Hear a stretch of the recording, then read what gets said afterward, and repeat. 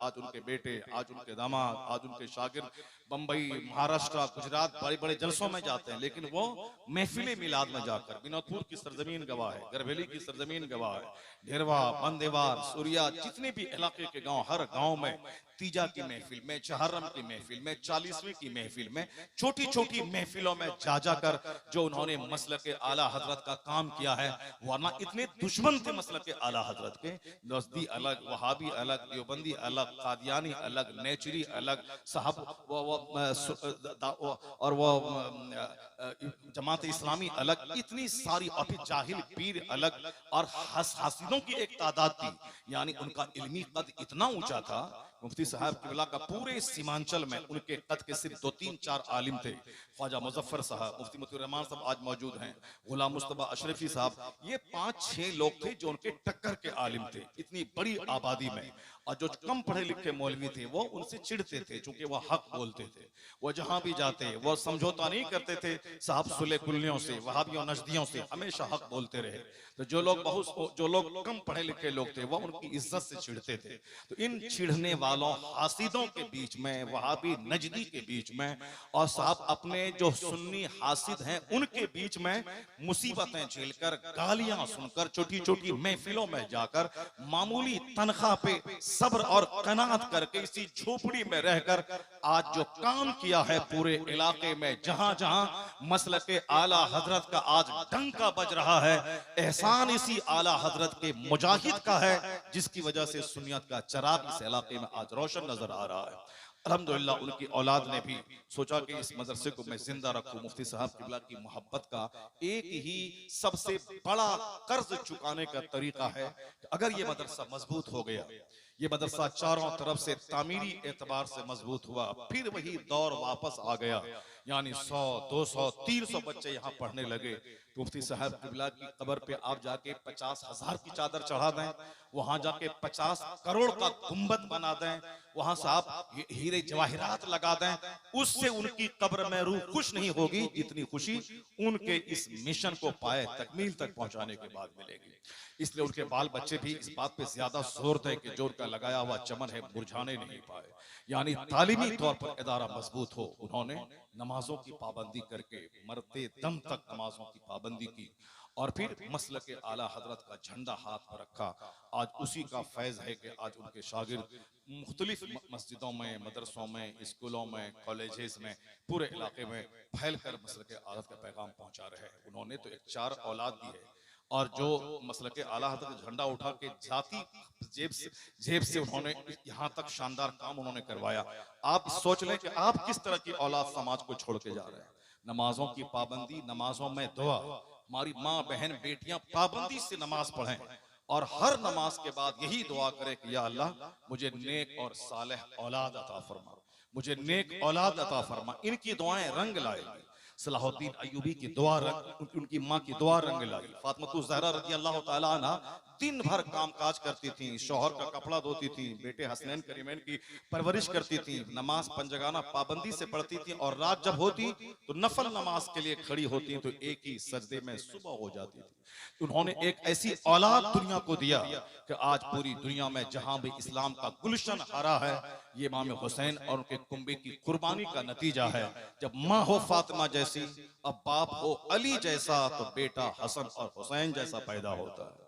जब बाप हो सैयद मूसा जंगी दोस्त जैसा, और माँ हो सर से लेके पांव तक नेकियों का मुजस्समा, तो बेटा वलियों का सरदार अब्दुल कादिर जिलानी पैदा होता है। जब बाप हो मुफ्ती नकी अली खां जैसा, माँ हो आबेदा जाहिदा, तो बेटा अहमद रजा खां पैदा होता है। जब बाप हो मुफस्सिर आज़म हिंद जैसा, दादा हो हुज्जतुल इस्लाम जैसा, नाना हो मुफ्ती आज़म हिंद जैसा, और माँ सारे जेवरात को गिरवी रखकर मंजर इस्लाम के मुदर्रिसीन की तनख्वाह दिलाने वाली, तब उसकी कोख का बच्चा अख्तर रजा खां अजहरी ताजुश शरिया पैदा होता है। माँ से औलाद पर बड़ा गहरा असर पड़ता है। मैंने ये कहा था कि आज हमारे जो जीने का अंदाज है, उससे हम समाज को एक गलत मैसेज दे रहे हैं। एक गलत बच्चा समाज में छोड़ के जा रहे हैं, जो दूसरों को तकलीफ पहुंचाने वाला, दूसरों को गाली देने वाला, झूठे मुकदमा में फंसाने वाला, दूसरों को कष्ट देने वाला, अपनी तरफ से उनके अच्छे कारोबार को डाउनफॉल करने वाला, घेर करके उनके कारोबार को खत्म करने वाला, रिश्ता किसी का लगा हो तो अपना पैसा सत्तू बांध के उसके रिश्ते को तोड़वाने वाला, यानी ऐसे ही जलीलों, खसीसों, रजीलों, बेहयाओं से समाज भरता जा रहा है। सरकार इमाम अबू हनीफा रज़ी अल्लाह ताला अन्हु एक जगह खड़े थे, उनके सामने चंद बच्चे गेंद खेल रहे थे और गेंद गलती से खेलते हुए इमाम आजम के सामने आ गया। इमाम आजम के सामने आया, कोई बच्चे को हिम्मत न हुई कि मैं इमाम आजम के सामने जाके गेंद ले लूं। कोई बच्चे इस गली में, कोई बच्चा उस गली में, अलग अलग भाग गया। एक बच्चा ढठाई के साथ सामने आया और गेंद लेके चला गया। इमाम आजम क्या फरमाते हैं, लगता है कि इनकी बुनियाद में खता है। इमाम आजम की बोली थी, आज करोड़ों हनफी इमाम आजम की पैरवी कर रहे हैं। तो किसी ने पता लगा कि जरा पता लगाएं कि इमाम साहब ने यूं ही कह दिया है या फिर उस बात में कुछ सच्चाई है। उन्होंने जब पता लगाया, पता चला कि वाकई वो लड़का वलदुल हराम है, उसकी बुनियाद में खता है। कहा कैसे, इसकी बेहयाई बताती है कि इसकी बुनियाद में खता है। आज जो बच्चे आंख उठा के अपने बाप को देख रहे हैं, सीना ताल के समाज में चल रहे हैं, आलिमों की गुस्ताखी कर रहे हैं, मदरसों की गुस्ताखी कर रहे हैं, मज़ारात की तौहीन कर रहे हैं, आलिमों से दूर भाग रहे हैं, क्या ये बदतमीजियां नहीं बताती हैं कि समाज में वल्दुल हराम की तादाद बढ़ रही है, नाजायज बच्चों की तादाद बढ़ रही है। माँ इस पे नजरसानी करें और अपने जिस्म की हिफाजत करें, और हमारे छोकरे अपने जिस्म की हिफाजत करें। दिल्ली पंजाब में कमाने के शौक में अपनी बीवियों को दागदार नहीं बनाएं। अगर पास में कमाई है, ताकत है, तो अपने पास दिल्ली पंजाब में रखो, नहीं तो तुम अपने वतन में कमाओ। जब 10 साल कमाने के बाद भी छोटा सा घर, पिलर वाला, टीन वाला, क्या हैसियत है उस घर की, जिस घर को तुमने 10 साल नमाजें छोड़कर, झूठ बोलकर, बीवी बाल बच्चों को त्याग करके तुमने घर बनाया है। बेहतर है कि तुम अपने घर में रहो, मजदूरी करो, अपनी बीवी अपने बच्चों को बुराइयों और बेहयाइयों से बचाओ। अपनी बीवी के हाथ में मोबाइल नहीं, उनके हाथ में कुरान थमाओ। अपना खुद पाबंद नमाज बन के अपने बाल बच्चों को नमाजी बनाओ। अगर ऐसा हुआ तो फिर समाज में कुछ दिन के लिए एक पाकीज़ा माहौल देखने को मिल जाएगा। हमारे बुजुर्गों की जब मायों की जिंदगी का हम मुताला करते हैं तो ऐसा लगता है कि उनकी आहे सहरगाही का नतीजा है। मुफ्ती गुलाम रसूल जैसा हमें एक रहनुमा, एक रहबर हमको मिला, मसले के आला हजरत का पासबान मिला।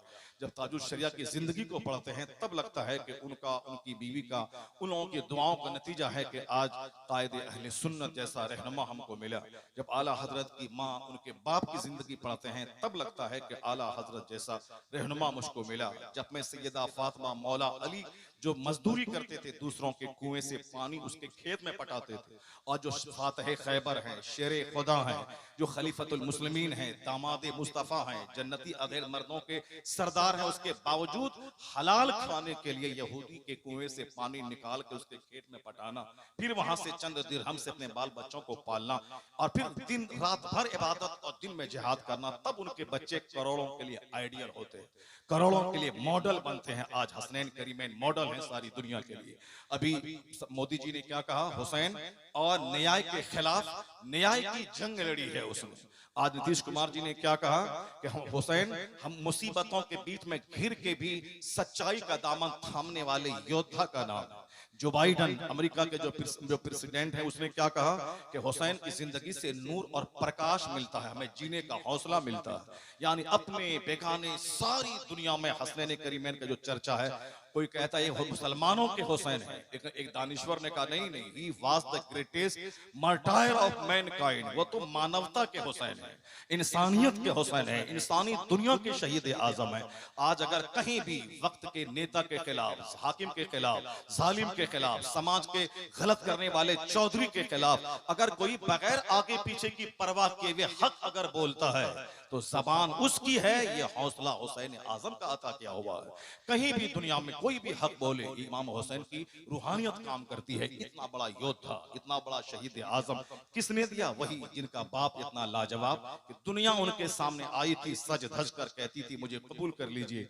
मौला अली ने कहा जाओ मैंने तुझको तलाक दिया, जाओ मैंने तुझको तलाक दिया। लोगों ने पूछा हुजूर किसको तलाक दिया? कहा दुनिया सज धज के आई थी, मैंने उसको तलाक दे दिया।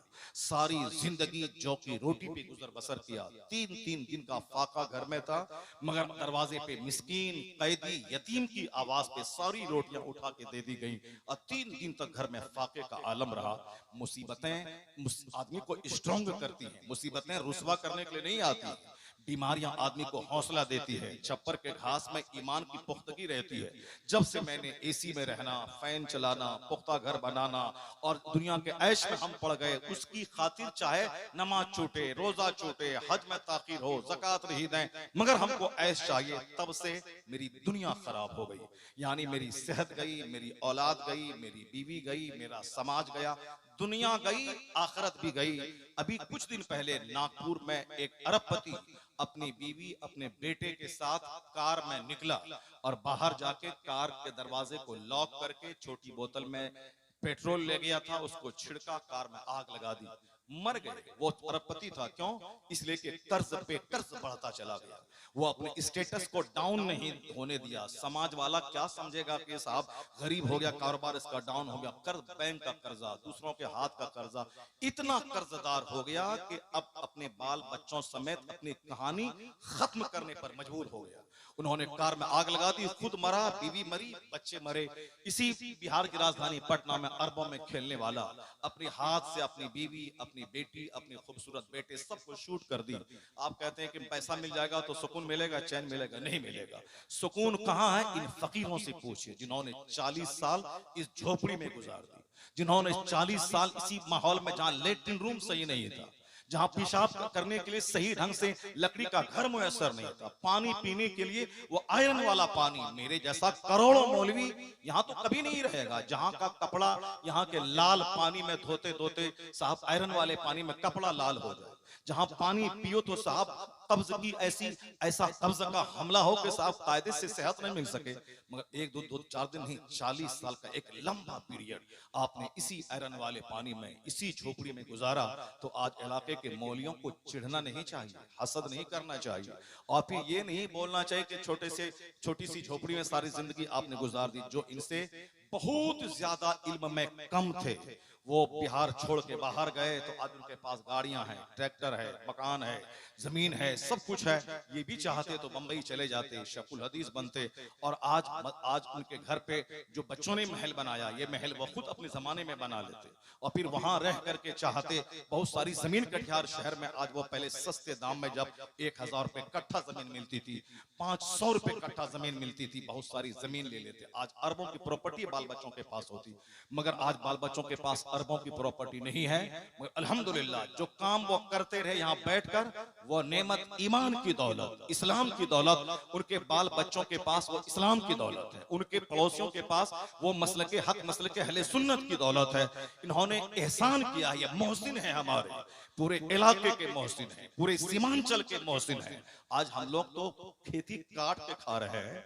हम लोग जलसे में जाते हैं, 10-10 हजार रुपए लिफाफ लेते हैं, 20-20 हजार, 40-40 हजार, जैसा इलाका जैसे लोग, 50-50, 60-60 हजार रुपए लोग मेरे जैसे छोटे मौलवी के पीछे लोग खर्च करते हैं।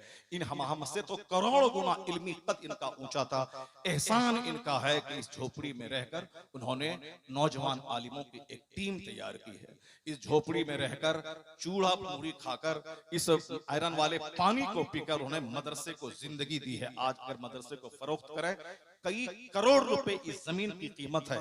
वो नमक रोटी खाकर, चूड़ा खाकर, आयरन वाला पानी पीकर उन्होंने इस संपत्ति की हिफाजत की है। जब यह संपत्ति हमको दी है तो आज इलाके के सारे सुन्नी मुसलमानों पर फर्ज बनता है अपने उस मोहसिन को नहीं भूलें, उस मोहसिन के लगाए हुए इस चमन को आबाद करें। जो कुछ भी आपके पास ज़कात, खैरात, सदकात, अतियात हो, रुहुल उलूम को याद करें, क्योंकि आप जब देंगे, जब यहाँ की इकोनॉमी बढ़ेगी, जाहिर सी बात है तामीराती काम भी होगा, यहाँ बाल बच्चे भी पढ़ेंगे, और फिर जहाँ भी मदरसा चलता है आसपास के लोगों की खुसूसी तवज्जो होती है, तब वो मदरसा चलता है, तब उस मदरसे में सारा काम नजर आता है। मुफ्ती साहब को खुश करने का सबसे बड़ा तरीका यही है कि इस मदरसे को ताउन देना, अपने बच्चे को भेजना, अच्छी तालीम यहाँ करवाना, चारों तरफ से मदरसा जिस दिन सज गया उस दिन मुफ्ती साहब की वो दुआएं मिलेंगी इलाके को, आपको, सबों को वो दुआएं मिलेंगी कि आप इस चमन को सींचेंगे, अल्लाह ताला आपके चमन को आबाद कर देगा, अल्लाह आपके घर को आबाद कर देगा। अल्लाह तबारक व तआला हमारे सारे नौजवानों को इस्लामी सोच अता फरमाए, तमाम बुरी आदतें छोड़कर एक अच्छा, सच्चा, नेक मुसलमान बनने की तौफीक अता फरमाए। हमारी माँ, बहन, बेटियों को तमाम खुराफात, वाहियात, फिल्मी कल्चर छोड़कर फातिमतुज़ ज़हरा की कनीज़ बनने की तौफीक अता फरमाए। जिंदगी एक पानी के बुलबुले की तरह है, इसका सही ढंग से नेकियों में इस्तेमाल करने की तौफीक अता फरमाए। आमीन व आखिर दावाना अनिल हम्दुलिल्लाह। मुफ्ती साहब क़िबला आ रहे हैं, इस्तकबाल कीजिए। नारे तकबीर, नारे रिसालत, काजी शरीयत सिवानी। अस्सलामु अलैकुम व रहमतुल्लाहि व बरकातुहू। नहमदुहु व नसल्ली अला रसूलिहिल करीम, अम्मा बाद, फ़अऊज़ु बिल्लाहि मिनश शैतानिर रजीम, बिस्मिल्लाहिर रहमानिर रहीम।